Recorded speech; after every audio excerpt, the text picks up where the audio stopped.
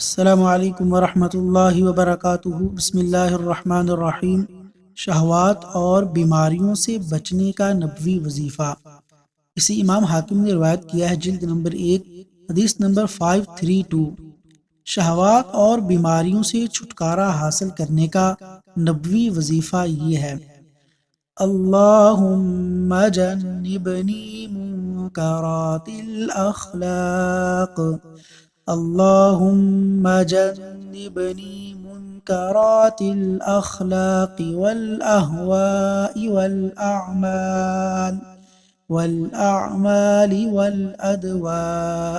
ترجمہ: اے اللہ، تو مجھے برے اخلاق، بری خواہشات، برے اعمال اور بری بیماریوں سے محفوظ رکھ۔